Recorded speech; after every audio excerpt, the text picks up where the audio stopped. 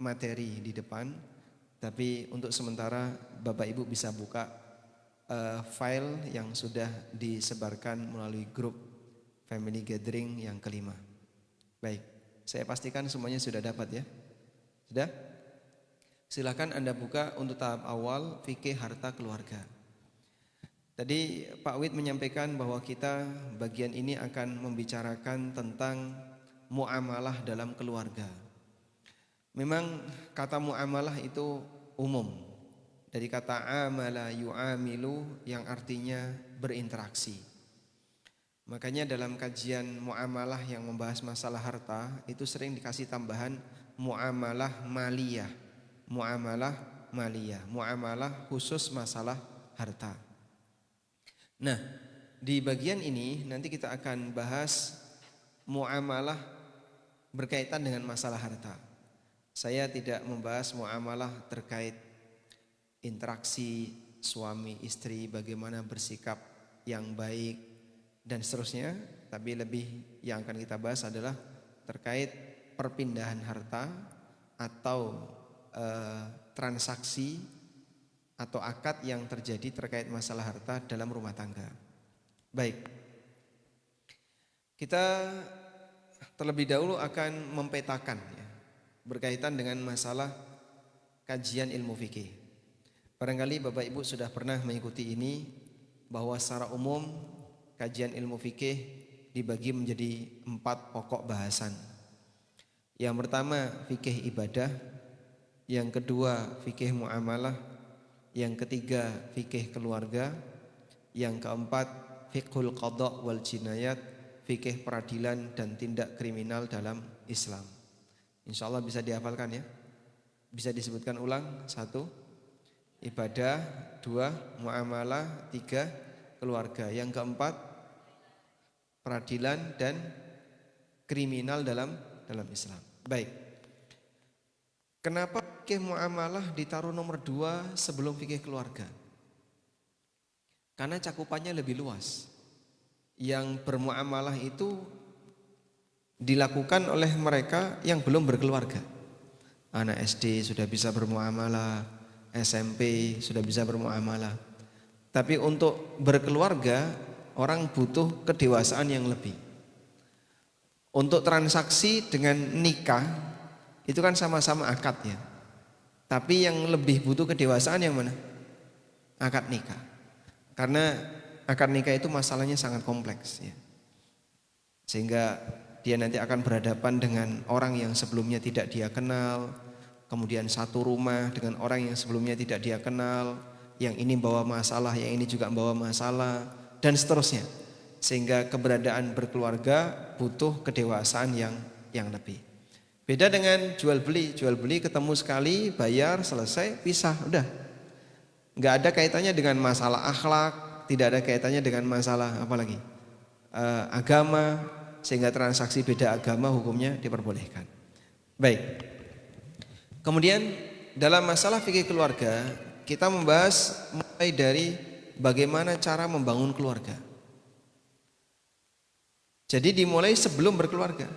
Misalnya mengenal pasangan, kemudian adab-adab ketika khitbah dan seterusnya, ketika lamaran, sampai kemudian bubar keluarga. Baik bubar resmi maupun bubar tidak resmi. Bubar keluarga artinya apa? Pisah suami istri. Bubar resmi bentuknya gimana Pak? Bubar resmi artinya suami istri melakukan perceraian. Disebut resmi karena dia bisa direncanakan. Ada bubar tidak resmi, contohnya apa? Kematian, karena dia tidak bisa direncanakan. Sehingga kaitannya dengan itu semuanya masuk dalam lingkaran fikih keluarga. Nah, dari pembubaran keluarga itu kan ada konsekuensi. Misalnya cerai, tidak hanya sebatas terjadi perpisahan suami istri. Ada gak konsekuensi setelah itu? Ada. Apa urusan setelah cerai? Masalah mut'ah misalnya. Mut'ah itu apa? Harta manu. Apa? Harta tinggalan. Harta tinggalan, atau mungkin bahasa kita warisan. Hadiah yang diberikan seorang suami yang menceraikan istrinya. Kemudian juga ada masalah gonogini, ada pembagian harta bersama dan seterusnya. Itu turunan ketika terjadi pembubaran keluarga. Pembubaran tidak resmi nanti turunannya ada warisan, ada wasiat dan seterusnya. Baik. Nah, insya Allah dari semua itu nanti akan kita bahas dalam kajian sesi pertama ini, meskipun waktunya sangat terbatas. Kita langsung saja, Bapak Ibu bisa lihat ya. Saya berharap kita bisa selesai semua itu, serba-serbi nafkah, hibah dan hadiah, harta bercampur, zakat keluarga, sampai pengantar masalah waris. Tapi saya kira nanti cukup di beberapa penekanan saja, mengingat waktu kita terbatas. Langsung kita masuk ke serba-serbi nafkah. Sebab perpindahan harta dari suami ke istri atau dari orang tua ke anak itu ada 3. 3 itu apa saja? Nafkah, hibah, dan warisan.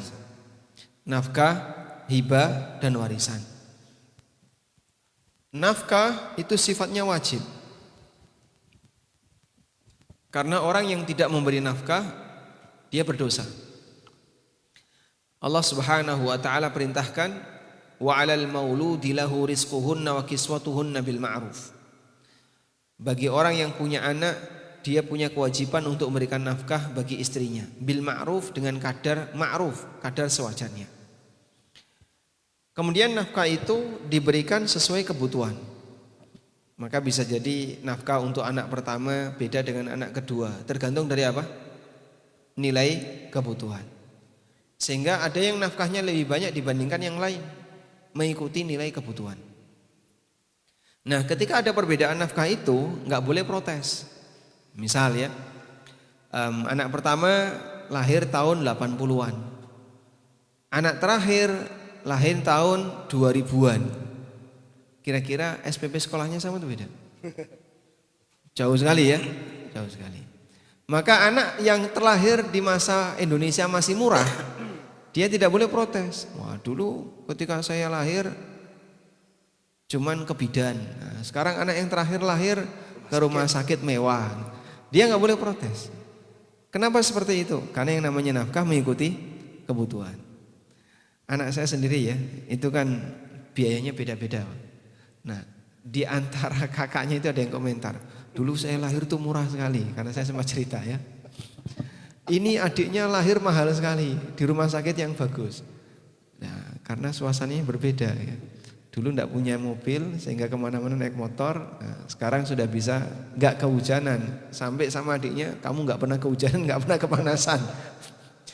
Nah, anak kecil seperti itu. Tapi nafkah tidak bisa dikoreksi hanya karena perbedaan situasi. Sebab nafkah itu menyesuaikan apa? Kebutuhan. Berikutnya hibah atau hadiah.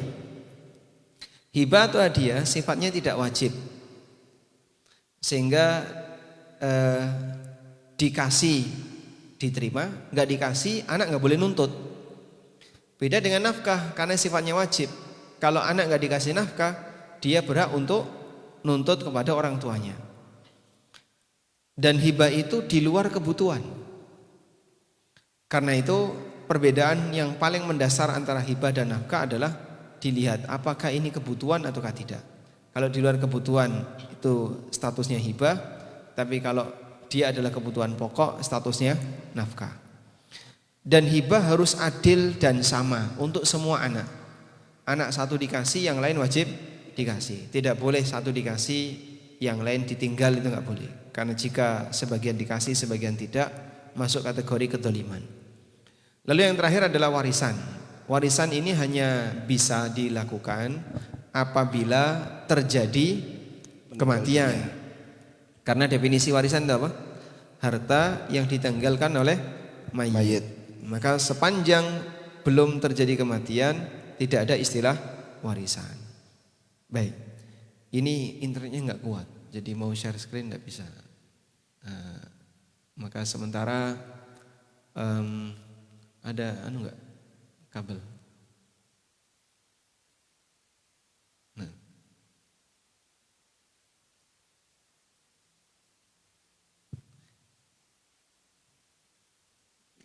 Tapi Bapak Ibu dapat materi ya? Sudah punya materinya semua ya? Sementara pakai Yang itu belum punya bisa tunjuk jari, nanti bisa dijabri. dulu. Nah, Sudah nih. berikutnya di bagian bawah itu kita jelaskan ya dengan agak detail tentang pengertian nafkah dan seterusnya. Coba kita baca dulu mengenai pengertian nafkah. Jadi nafkah itu berasal dari kata al-infaq yang artinya mengeluarkan atau menghabiskan. Lalu apa bedanya antara infak, nafkah dengan sedekah? Ini bedanya apa?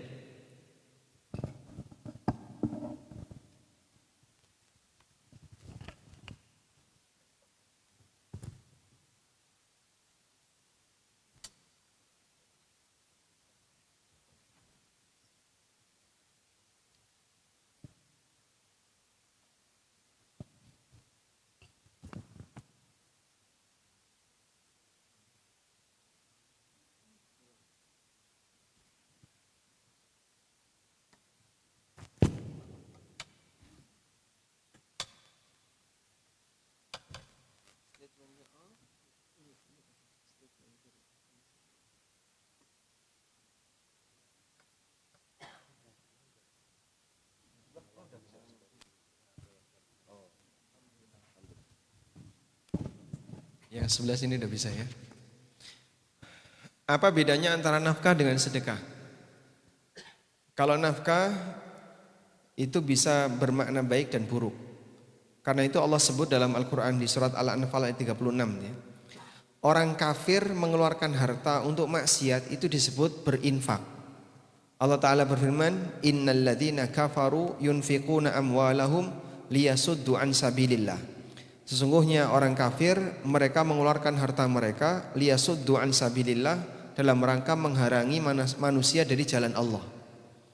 Sehingga perbuatan memberikan nafkah itu bisa berkonotasi baik, bisa berkonotasi buruk.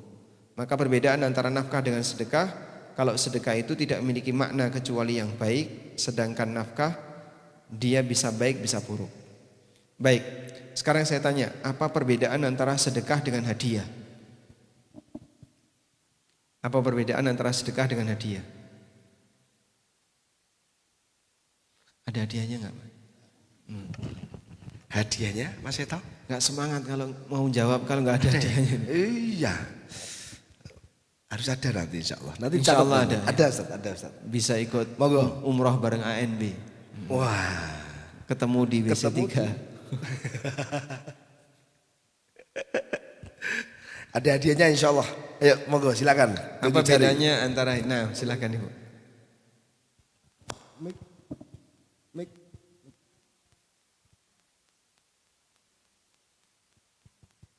Kalau sedekah itu kepada orang yang membutuhkan.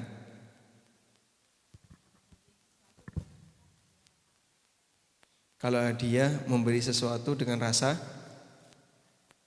sebagai tanda rasa kasih sayang, itu hadiah. Baik. Penghargaan yang diberikan kepada orang lain sebagai reward atas prestasi, kita sebut sebagai apa? Hadiah. Hadiah. Pemberian yang kita berikan kepada orang lain karena latar belakang kasihan, kita sebut sebagai sedekah. Maka sebenarnya kalau dilihat dari perbedaan ini, hadiah dan sedekah itu perbedaannya ada di sisi status sosial. Kalau hadiah itu diberikan kepada orang yang status sosialnya lebih tinggi atau yang sepadan. Sedangkan sedekah itu diberikan kepada orang yang status sosialnya lebih rendah. Begitu? Oleh karena itu Nabi SAW tidak menerima sedekah, tapi beliau menerima hadiah. Kenapa beliau tidak menerima sedekah? Karena tidak ada manusia yang status sosialnya lebih tinggi daripada Rasulullah SAW. Demikian pula Ahlul Bait. Sementara untuk hadiah boleh, karena hadiah bisa diberikan kepada orang yang status sosialnya lebih tinggi. Bisa dipahami ya? Baik. Sekarang Anda lihat, Nabi SAW menerima hadiah tapi tidak menerima sedekah. Saat Rasulullah SAW diberi oleh sahabat, beliau akan tanya, ini hadiah atau sedekah? Pembedanya ada di mana? Niat. Ada di niat siapa? Pemberi, betul sekali. Salman radhiyallahu anhu memberi kepada Nabi SAW 2 kali.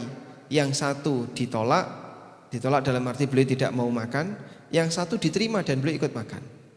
Salman datang memberikan makanan kepada Rasulullah SAW. Ya Rasulullah, ini sedekah dari saya. Lalu oleh Nabi SAW dikasihkan para sahabat dan beliau tidak makan. Kemudian Salman datang lagi memberi kepada Nabi SAW makanan yang semisal dan beliau menyampaikan, ya Rasulullah, ini hadiah dari saya. Nabi SAW makan bersama para sahabat.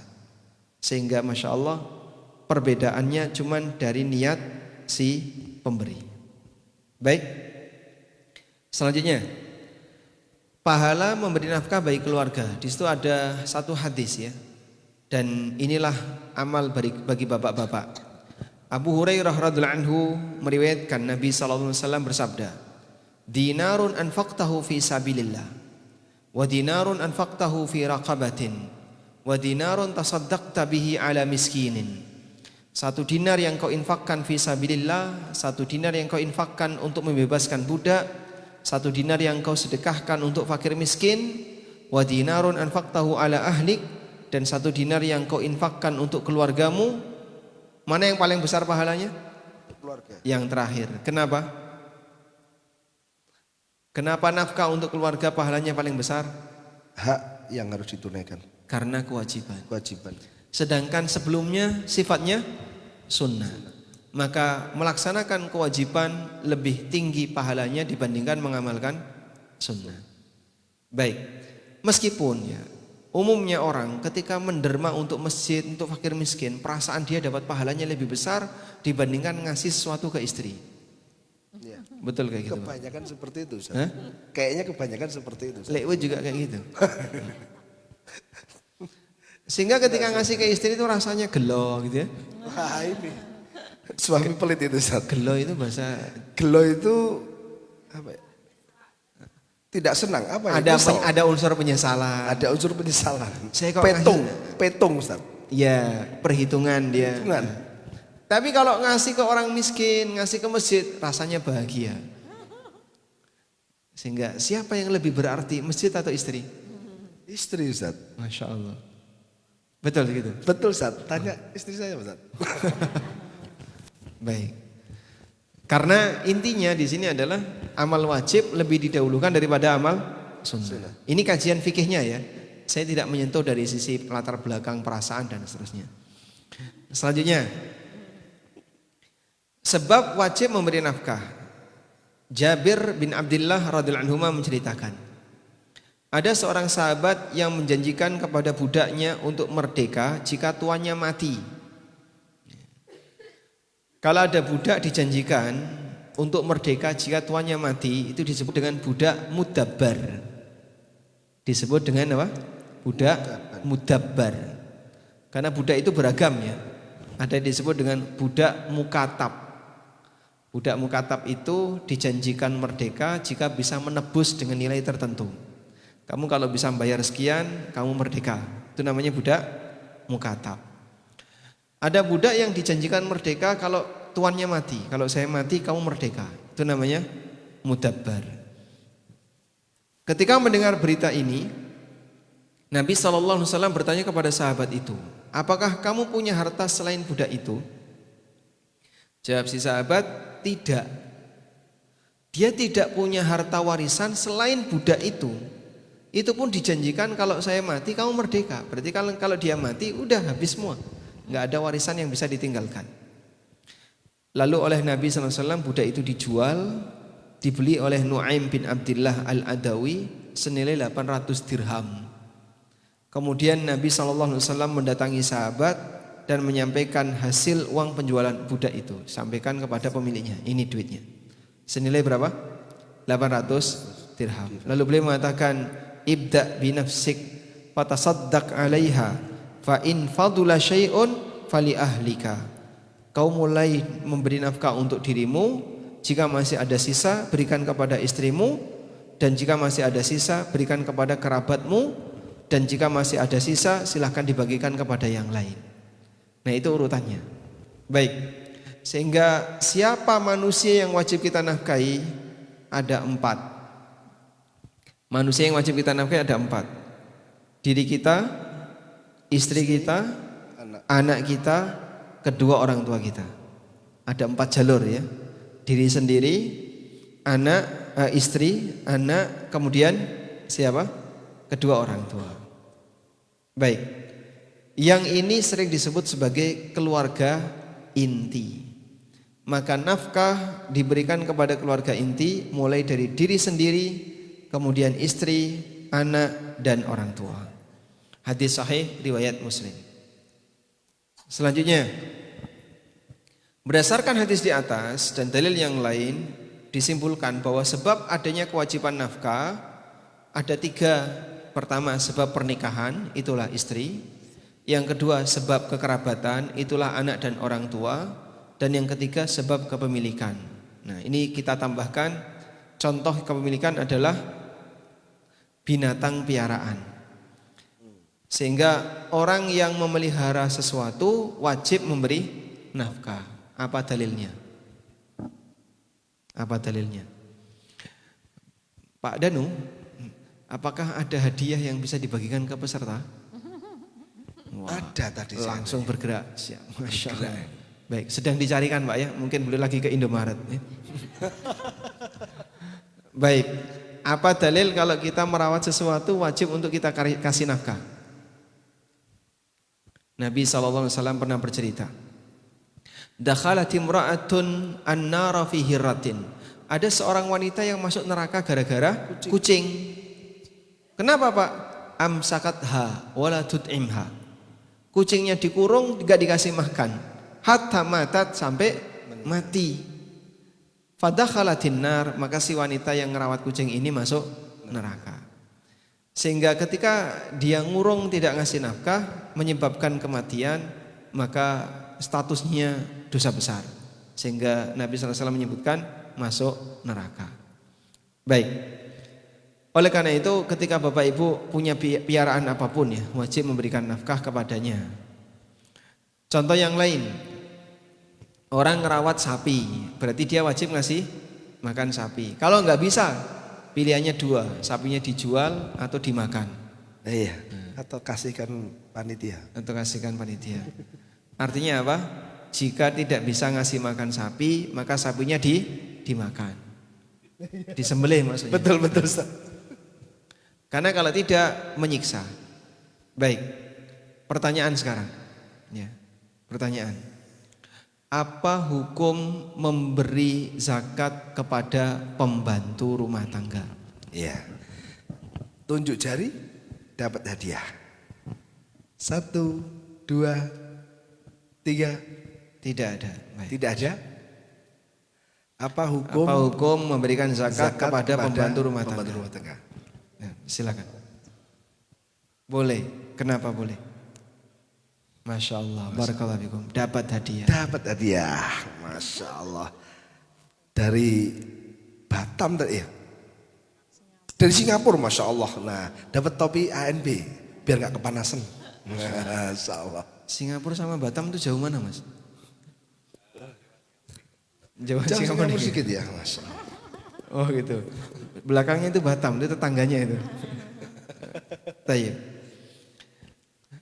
Kenapa diperbolehkan memberikan zakat kepada pembantu? Karena pembantu tidak wajib kita nafkahi. Apa buktinya kalau tidak wajib kita nafkahi? Anda ukur di 3 ini. Apa yang menyebabkan pembantu itu wajib kita nafkahi?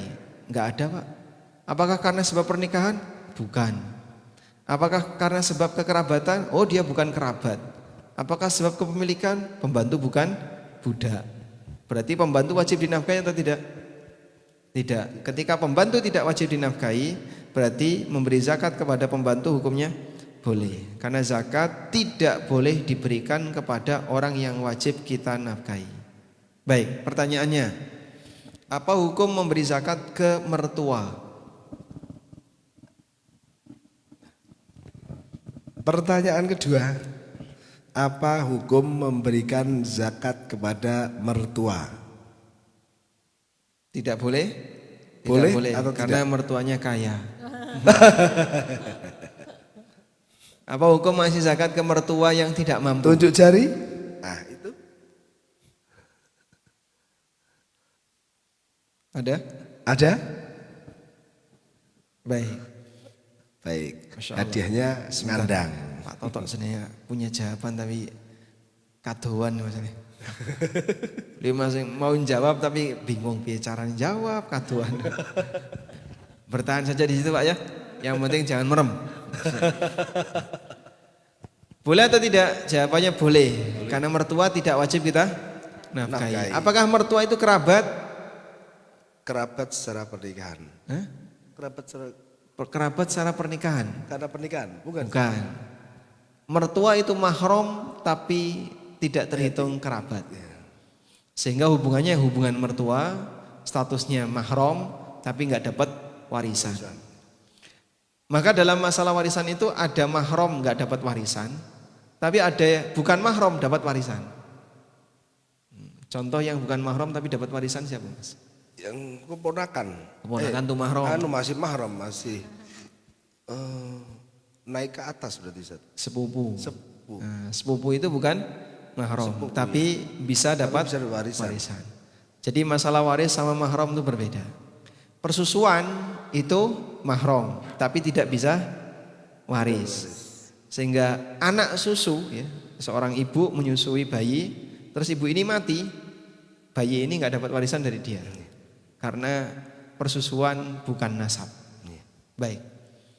Selanjutnya, ini beberapa kaidah dalam pemberian nafkah. Baik, coba Pak Wid bantu baca satu. Kaidah. Ada beberapa kaidah, halaman berapa itu? Kaidah pemberi nafkah. Ada beberapa kaidah penting terkait pemberian nafkah. Yang pertama, bahwa nafkah itu diberikan untuk memenuhi kebutuhan pokok pihak yang diberikan nafkah, sehingga bisa bertahan hidup normal, mencakup sandang, pangan, papan, bahan makanan, dan tempat tinggal. Baik, jadi nafkah yang wajib itu cakupannya cuma 3, sandang, pangan, papan. Kalau ada pemahaman nafkah untuk istri itu uang jajan, ini pemahaman yang keliru. Karena yang disebutkan dalam dalil cuma 3 itu. Yang disebutkan dalam Al-Quran, sandang, pangan, papan. Sehingga orang beranggapan bahwa sandang, pangan, papan itu bukan nafkah. Nafkah untuk istri adalah uang cekelan, uang jajan untuk istri. Ini pemahaman yang salah. Diulangi Ustaz? Iya. Saya ulangi ya. Ibu-ibu komplain Ustaz.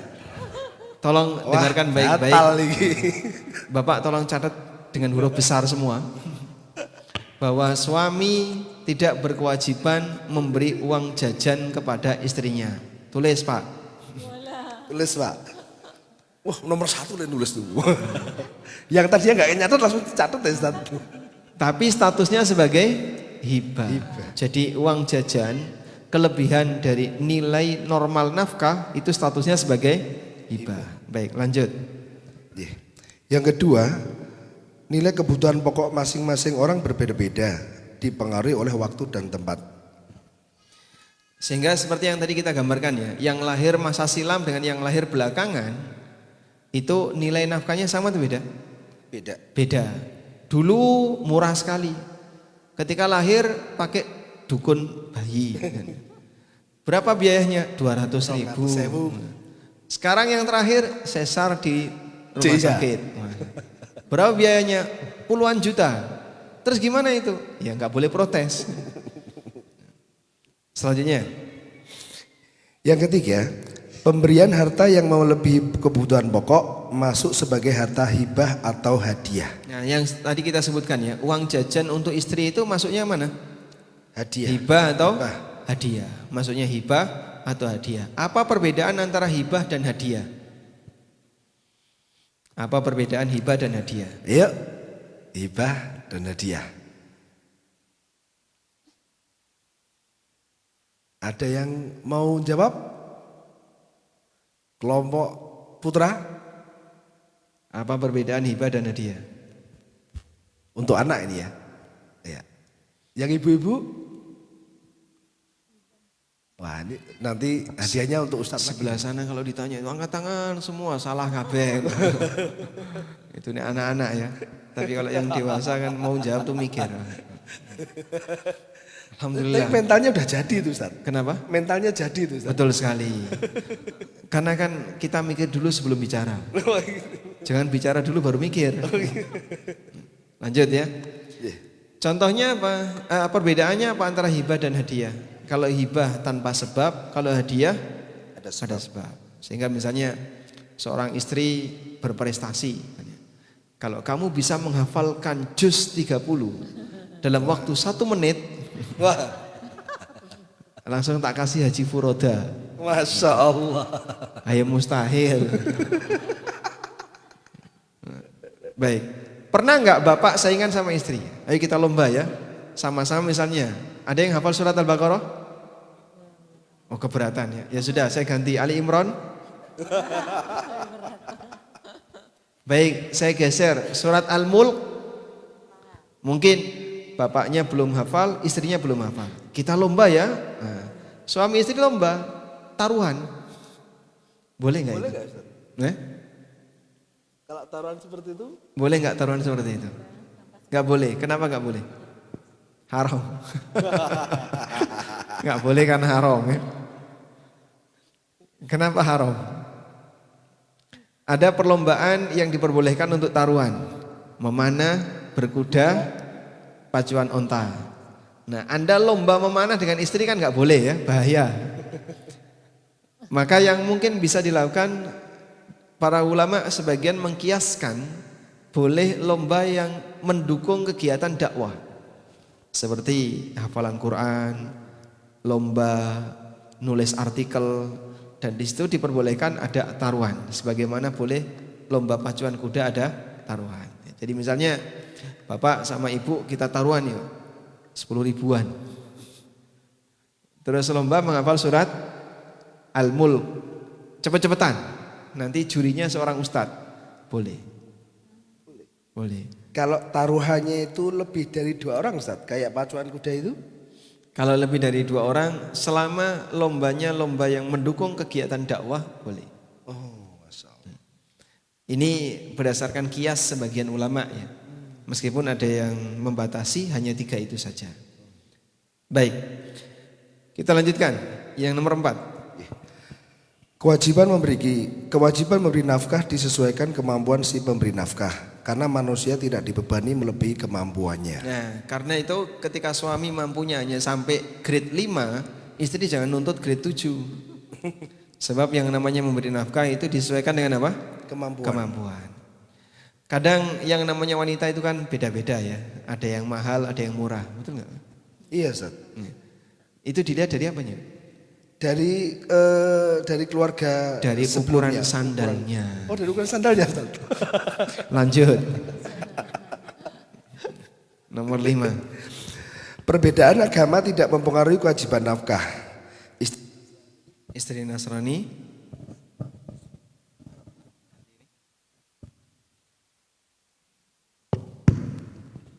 Iya, mohon maaf.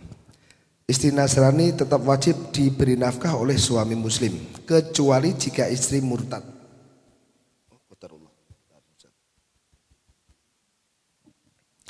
Sebelumnya muslimah lalu keluar dari Islam.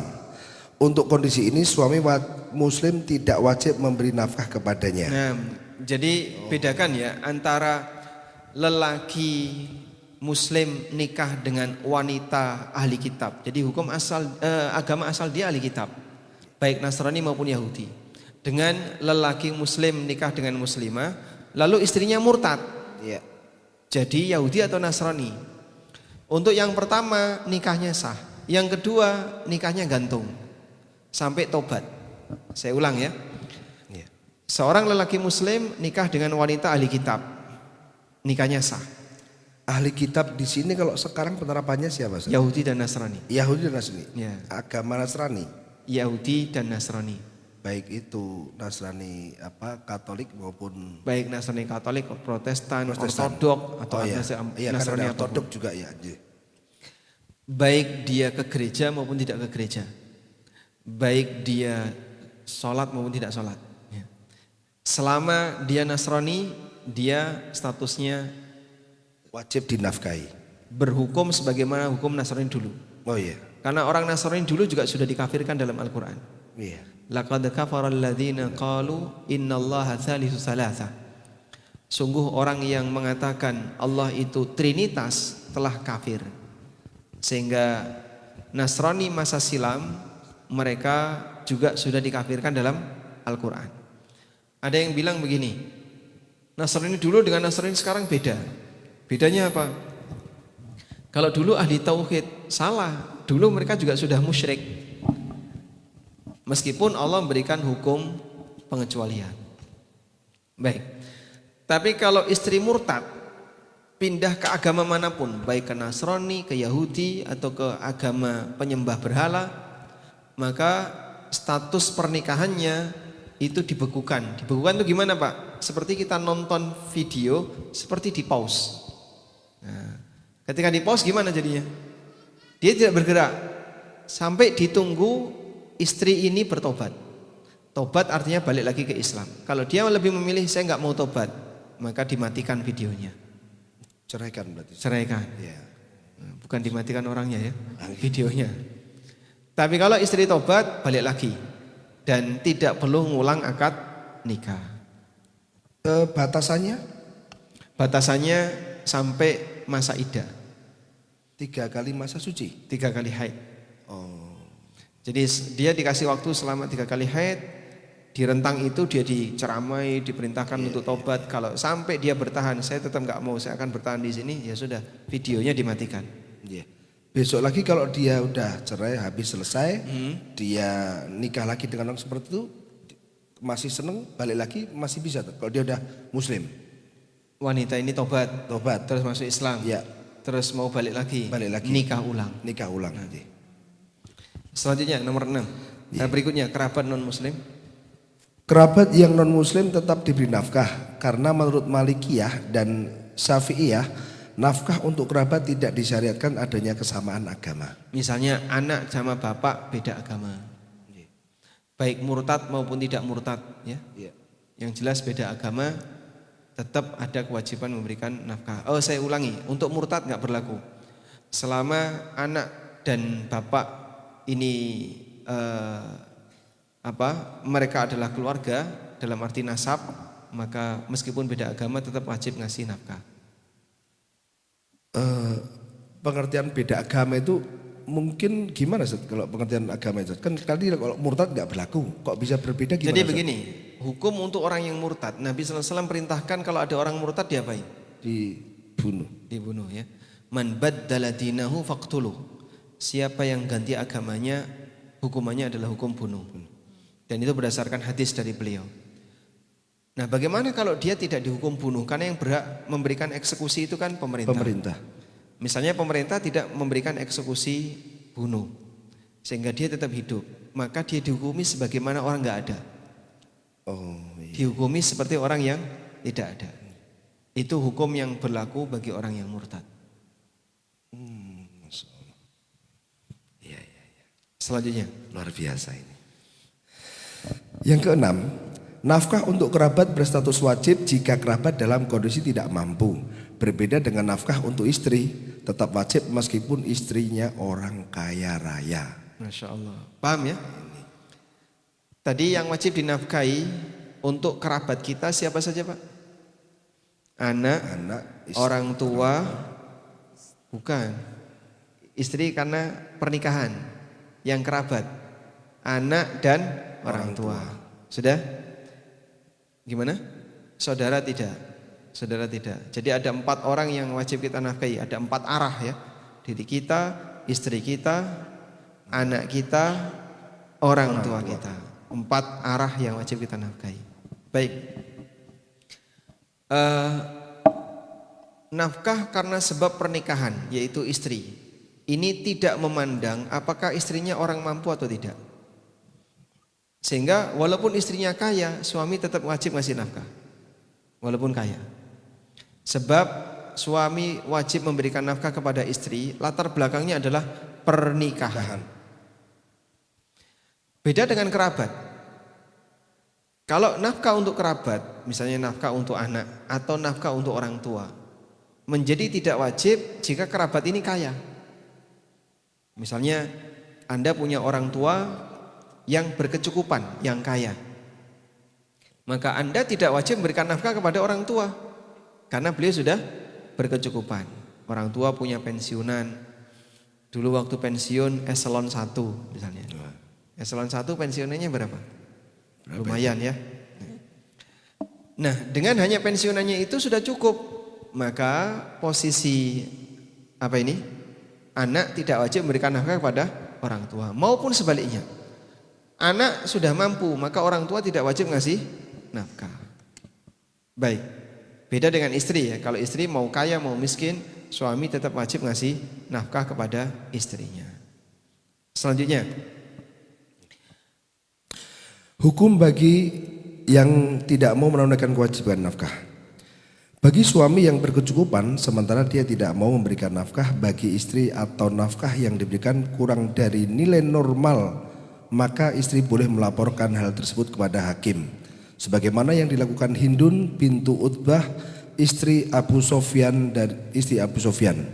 Dari Aisyah radhiyallahu anha beliau bercerita, Hindun binti Utbah istri Abu Sofyan menemui Rasulullah SAW dan bertanya, wahai Rasulullah SAW, Abu Sofyan itu orang yang pelit.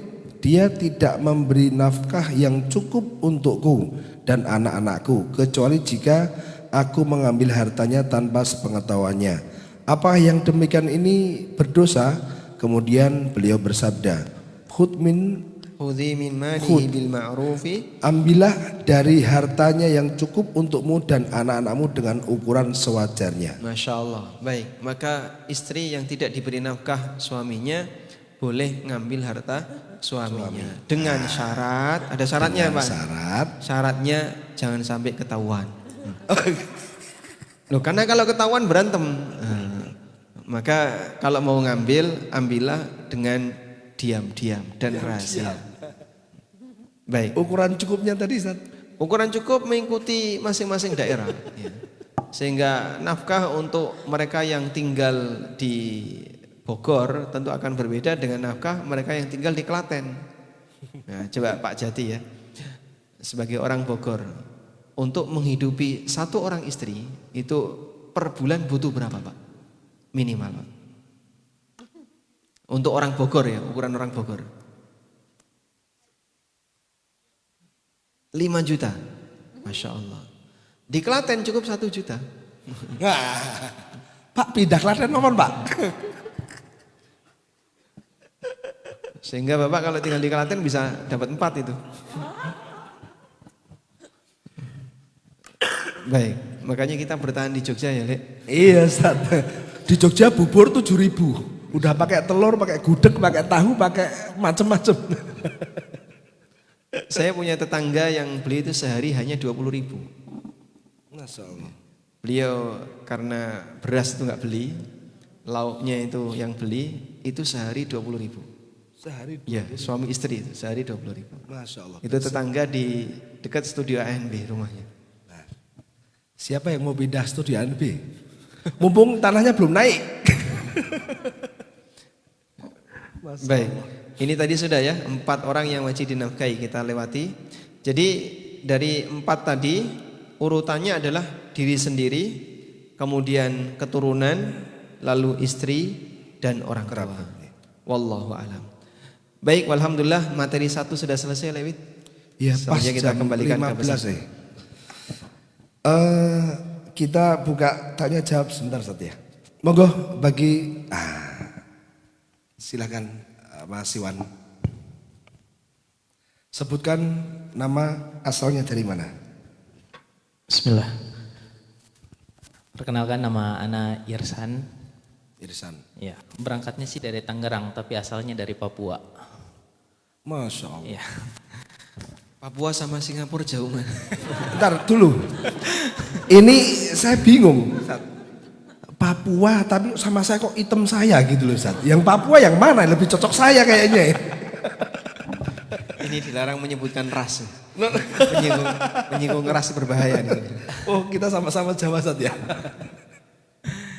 Ya, Monggo. ya Ustaz, ada 2 pertanyaan Ustaz.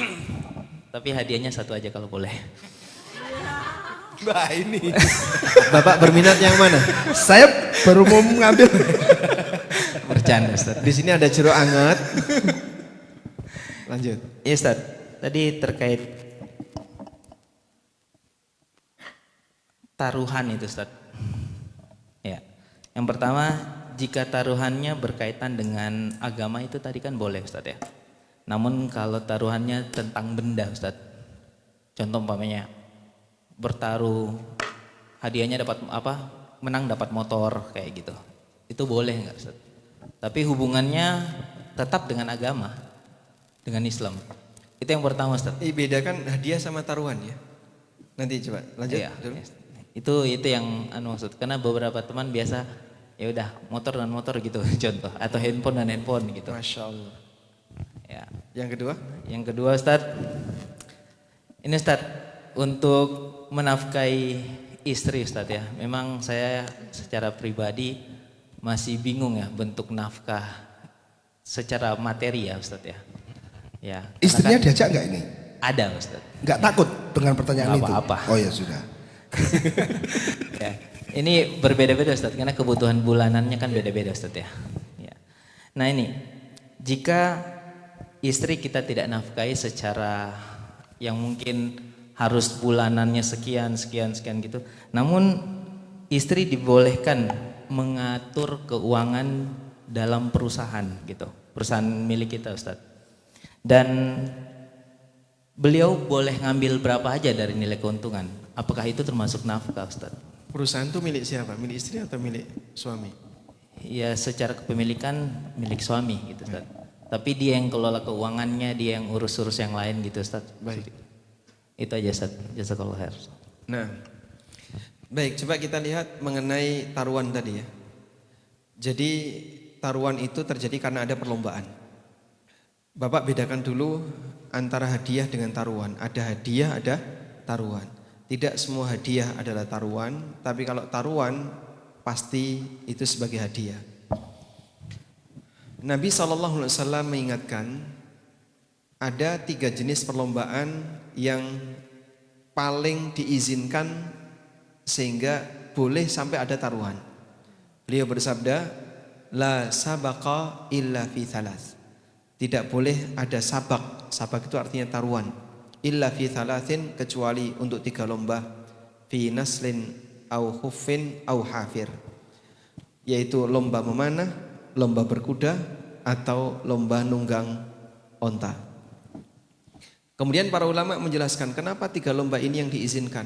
Karena 3 lomba ini yang mendukung kegiatan jihad. Kalau selain itu Pak, bal-balan misalnya, ya enggak mendukung jihad, masuk jihad malah bal-balan. Sehingga lomba futsal, lomba voli, lomba olahraga tidak masuk dalam kategori lomba yang mendukung jihad. Selanjutnya, apa yang dimaksud dengan tidak boleh ada taruhan kecuali 3 lomba ini? Taruhan itu kan terjadi ketika peserta lomba masing-masing masang nilai tertentu. Baik bentuknya duit maupun benda maupun barang. Misalnya, ini motor saya, ini motor kamu. Oke, kita taruh di sini, kita balap lari. Siapa yang menang, maka dia dapat motor. Motor dia kembali plus dapat motor temannya. Ini taruhan. Dan yang seperti ini enggak boleh. Kita dulu dari kecil terdidik dengan seperti ini. Misalnya karet ya, kelereng. Dari banyak sekian peserta kelereng, terus menang, pemenangnya dapat kelereng banyak. Karet juga seperti itu, pemenangnya nanti dapat karet banyak. Terus gambar juga sama ya. Nah dulu saya dapat kelereng banyak sekali itu, terus tak jual. Nah kita terdidik dengan itu waktu kecil dan itu termasuk di antara bentuk judi. Karena dilarang oleh Nabi SAW, sebab itu judi. Karena ini judi maka haram untuk dilakukan. Bedanya judi dengan goror itu apa? Kalau goror itu terjadi pada transaksi muamalah, sedangkan judi itu terjadi pada permainan. Sama-sama nggak jelas. Sama-sama tidak jelas. Ada dua kemungkinan, bisa untung, bisa buntung. Ketika dia menang dia untung, kalah dia buntung. Selanjutnya, ada hadiah yang bukan taruhan. Perlombaan dan hadiahnya diambilkan dari sponsor atau hadiahnya diambilkan dari pihak ketiga. Nah, untuk perlombaan yang hadiahnya diambilkan dari pihak ketiga ini, dari sponsor, tidak disyaratkan harus 3 lomba tadi. Boleh lomba yang lain. Misalnya lomba jalan pelan. Kita jalan tapi pelan-pelanan. Siapa yang paling pelan menang. Atau lomba apalagi misalnya, lomba kelereng, lomba panjat pinang dan seterusnya. Itu semuanya boleh ada hadiah dari pihak ketiga. Tapi kalau pakai taruhan nggak boleh. Kita taruhan ya, lomba kelereng taruhan. Walaupun nilainya kecil, misalnya cuma 2.000, 3.000, hukumnya masuk kategori judi. Insya Allah bisa dipahami Bapak? Baik. Selanjutnya terkait nafkah istri. Definisi nafkah istri itu adalah suami memberikan senilai tertentu yang cukup untuk kebutuhan hidup normal seorang istri. Jadi kurang lebih begini, berapa nilai yang diberikan oleh suami sehingga istri itu tidak kaliren gitu. Kaliren kelaparan. Kelaparan. Kira-kira kalau misalnya istri hidup di Bogor, berapa sih nilai yang Layak. paling minimal seorang istri untuk bisa hidup normal di Bogor? Misalnya kok sehari 100.000 cukup nggak? Coba orang Bekasi. Insya Allahnya yang Bekasi, banget ya. Pak Toto, 1.200 cukup Pak Toto? Cukup ya? Turah nama cekap Pak? Cukup, Masya Allah. Cukup. Istrinya kurang loh. Tadi saya dengar Ustaz kurang. Ibu kurang? Kurang. Loh kurang loh Pak. Terjadi khilaf ini gimana ini? Jadi kalau misalnya dia dikasih senilai anggaplah 50.000, dikasih nilai 50.000 kok istri hidupnya nggak normal, misalnya sering batuk, sering pilek, gara-gara nafkah kurang, maka suami masih wajib untuk memberikan yang lebih. Nambah. Nah, ketika bapak ngasih kelonggaran kepada istri untuk mengambil harta bapak tanpa harus bapak transfer, itu sudah lebih dari sebatas nafkah Pak. Sehingga misalnya ini uang perusahaan dan perusahaan itu milik suami, nanti istri boleh ngatur sendiri mau butuh berapapun silakan ngambil, itu sudah lebih dari sebatas seorang suami mentransfer senilai tertentu kepada istrinya. Wallahu a'lam. Ustaz, berkaitan dengan sesuatu yang mendukung pada jihad tadi. Contoh, misalkan paintball. Ustaz. Paintball itu kan semacam permainan tembak-tembakan yang itu membutuhkan kejelian, teknik perang-perangan lah. Yeah. Skirmish istilahnya mungkin Ustaz. Tapi kan lebih dominan guyonnya daripada Lebih dominan guyon ya. Nah, makanya tidak bisa disebut jihad itu. Tidak bisa ya Ustaz ya. Kalau Ustaz, anak-anak kan suka pada diajak ke di mall-mall itu Ustaz, time zone atau apa. Itu kan ada beli koin kemudian masukin main-main terus dapat apa itu? Dapat kupon. Dapat pita. Kupon. Nah, kuponnya ditukar ternyata kuponnya sak obyok jebol isinya memang bullfine. Nah, itu termasuk judi enggak Ustaz? Wallahu alam. Bisa jadi termasuk. Makanya kan ada game online itu ya. Terus orang menang dapat senjata. Iya, Nah, betul. terus senjatanya dijual. Dijual lagi, iya. Sehingga ada anak-anak usia SMP itu bisa punya sumber pendapatan dari ngegame. Nggih. Nah, dia ngegame mulai dari jam 8 malam sampai jam 1 malam.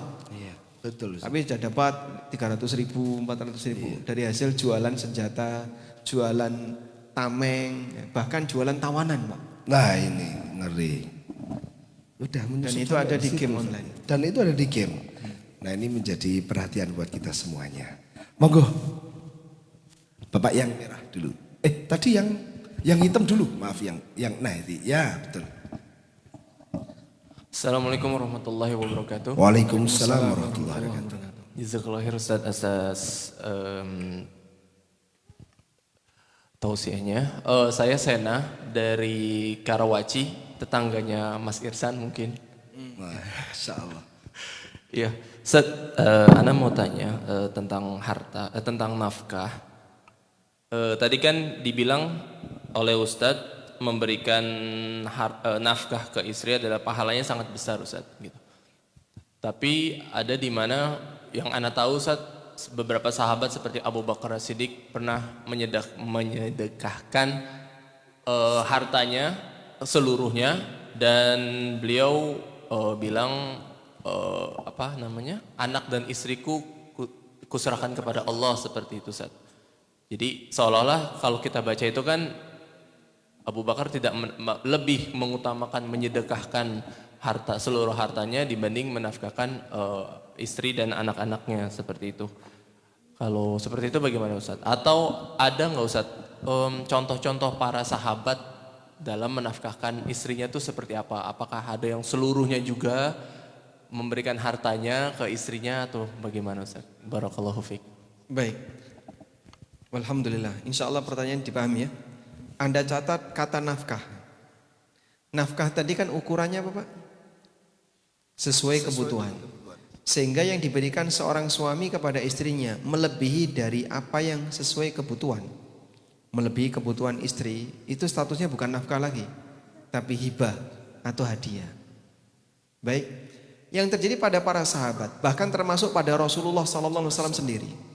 Nabi SAW pernah ngasih kambing satu lembah. Coba. Kambing satu lembah itu jumlahnya berapa? Enggak tahu.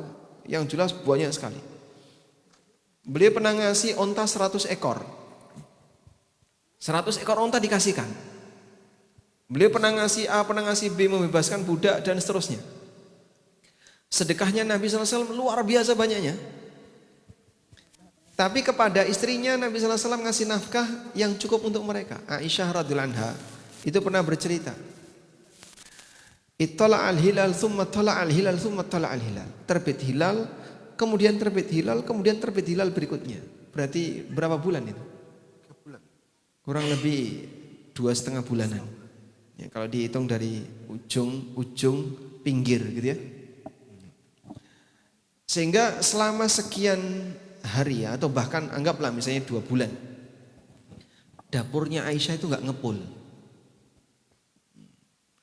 Kenapa kok dapurnya nggak ngepul, Pak? Nggak ada yang dimasak. Iya. Ketika nggak ada dimasak gimana itu? Rasulullah SAW tidak memiliki sesuatu yang bisa disediakan untuk mereka. Sampai seorang tabi'in tanya, terus Anda itu makan apa? Kalau sampai nggak masak selama sekian hari tadi. Al-aswadain, kita makan 2 benda hitam, kurma sama air. Jadi Rasulullah SAW pernah punya banyak harta.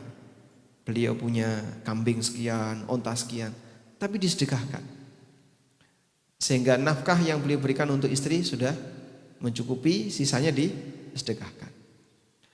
Abu Bakar As-Siddiq juga seperti itu. Beliau sudah cukupi istrinya, cukupi anak-anaknya, sisa hartanya itu yang diserahkan semuanya untuk Islam.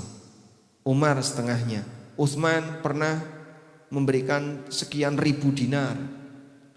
Pernah memberikan perlengkapan perang untuk kegiatan perang Tabuk, sekian onta. Dan berikut perangkatnya dan seterusnya. Nah, semua itu diberikan oleh para sahabat dalam posisi mereka sudah memenuhi kewajiban untuk nafkah keluarganya. Jadi perbandingan yang tadi kita sebutkan, 1 dinar fisabilillah, 1 dinar membebaskan budak, 1 dinar untuk orang miskin, dan 1 dinar untuk istri, yang paling besar pahalanya yang terakhir karena ini hukumnya wajib. Tapi kalau lebih dari itu statusnya jadi sunnah. Wallahu a'lam. Gimana ya? Aduh, nyun sewu. Kita waktunya sudah kulul. Baik, mungkin satu lagi boleh. Satu lagi, J. Mas yang merah. Ya, bismillah. Jazakallahu khairan Ustadz atas paparannya. Perkenalkan, Ana Dinar Kemas dari Batam. Menyambung pertanyaan nafkah ini memang menarik jadinya Ustadz.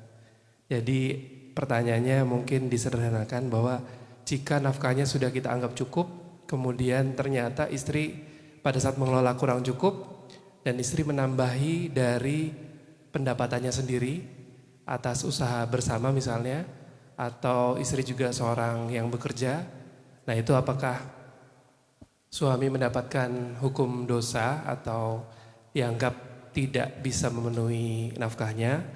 Dan selanjutnya, apakah jika istri ingin memberikan kepada orang tuanya sendiri dari hasil jeripayahnya sendiri, misalnya karena usaha tadi bersama, apakah perlu izin kepada suaminya atau tidak? Mungkin itu saja Ustaz. Ya, terakhir insyaallah. Masya Allah, barakallahu fikum. Baik, untuk yang pertama ya, ketika suami merasa sudah cukup, tapi istri merasa belum cukup. Kalau terjadi khilaf seperti ini, yang benar yang mana? Cukup sesuai kebutuhan yang dimakan suami, yang dipakai suami, gitu Ustaz ya, ukurannya. Nah, makanya ketika suami merasa segini itu udah cukup, nah, istri bilang, oh belum cukup. Akhirnya mereka debat, menang istri. Ras terkuat di bumi jangan dilawan. Ya. Kalau suami kalah kembali ke pertama Ustaz. Iya. Jika terjadi persengketaan, maka yang pemenangnya adalah istri. Jika suami merasa menang, kembalikan ke pasal pertama. Tayyib, kalaupun terjadi khilaf, ini cukup dan tidak cukup, maka dikembalikan kepada urf. Normalnya menurut pemahaman masyarakat nilai nafkah minimal berapa? Anggaplah misalnya ya minimal cukup itu per hari 150 misalnya atau 200. Tapi suami baru ngasih 100 ya, maka istri menang dalam hal ini. Sehingga suami berkewajiban untuk memberikan sesuai dengan kekurangannya. Tapi kalau itu sudah cukup dan secara urf itu cukup, maka istri tidak punya hak untuk minta. Dan kalaupun dia mengambil harta pribadi, bukan utang bagi suami. Sehingga suami tidak terhitung berdosa dalam hal itu. Wallahu a'lam. Berikutnya, kalau istri punya harta pribadi, lalu dia kasihkan ke orang tuanya, apakah wajib izin ke suami? Tidak. Pada waktu Nabi SAW ceramah di depan saat beliau khutbah Id, lalu beliau merasa ibu-ibu kok kayaknya nggak dengar. Akhirnya beliau mendekat ke jamaah ibu-ibu. Lalu beliau ceramah di hadapan ibu-ibu. Ya ma'syaran nisa, tasaddaqna fa inni ra'aitukunna aktsara ahlin nar. Wahai para wanita, bersedekahlah karena aku lihat kalian mayoritas masuk neraka. Aku lihat kebanyakan kalian masuk neraka. Akhirnya Bilal yang waktu itu membawa kain seperti kain ihram, Mbak, tutup atasan ya. Tutup pundak. Jadi kan ujungnya bisa dibuka ya. Beliau buka kainnya.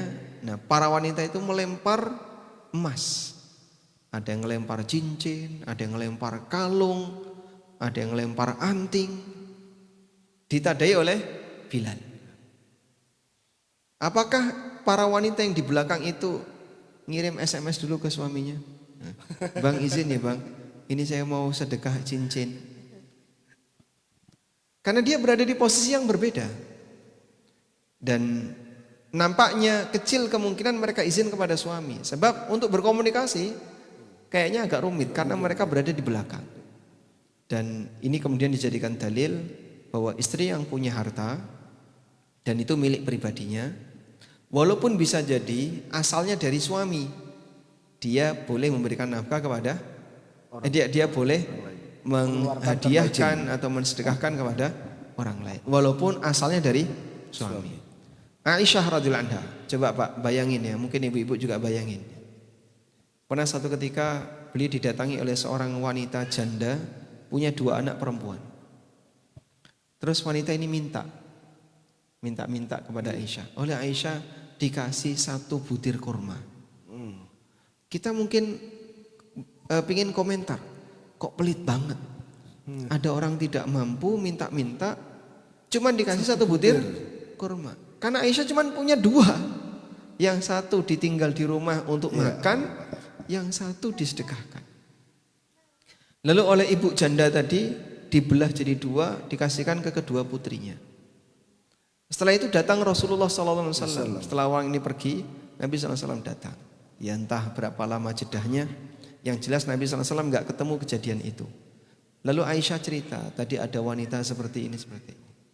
Kemudian Nabi SAW mengatakan, siapa yang diuji oleh Allah dengan keberadaan anak wanita dan dia bersabar, dia rawat dengan baik, maka itu akan menjadi hijab baginya di neraka.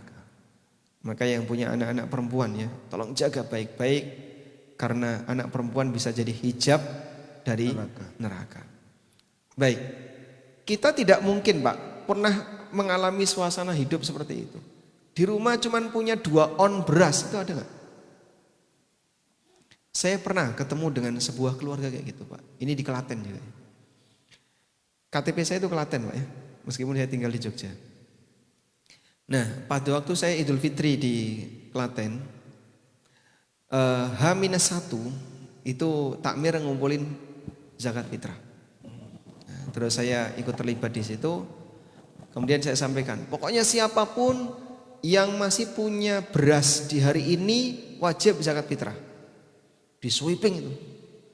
Ketemu sebuah rumah, suami istri, anaknya 2. Tidak punya apapun kecuali beras raskin 10 kilo.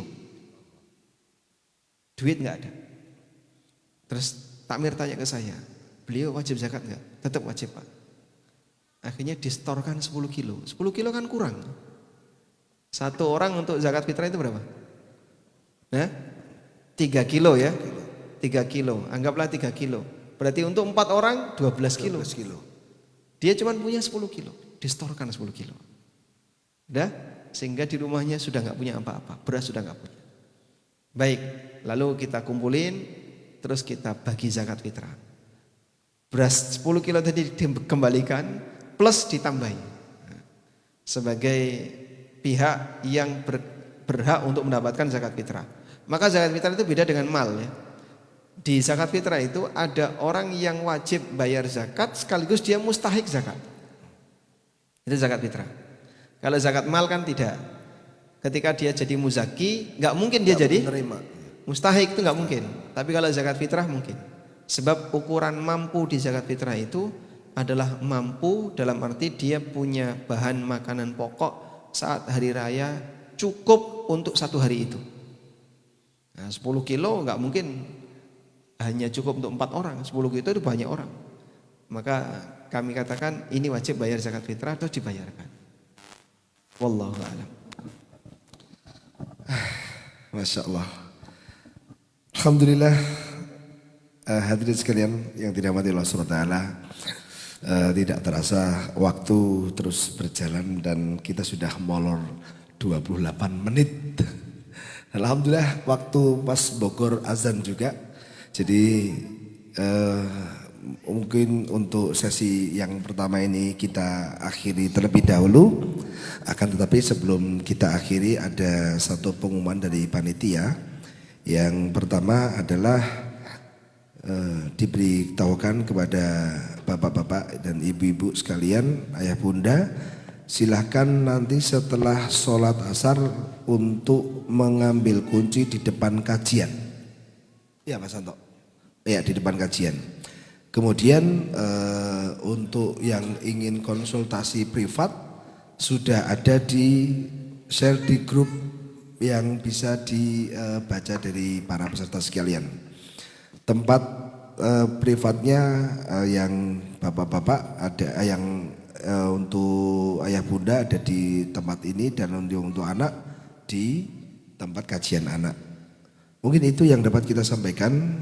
Semoga apa yang telah disampaikan oleh beliau Ustaz Ami Nurbait Hafizahullah Ta'ala bisa kita ambil faedahnya semuanya, kita serap dan tentunya kita amalkan. Banyak khilaf kata dari saya, mohon maaf yang sebesar-besarnya. Marilah kita akhiri dengan kafaratul majlis. Subhanallahumma wa bihamdika. Dari kami, assalamualaikum warahmatullahi wabarakatuh.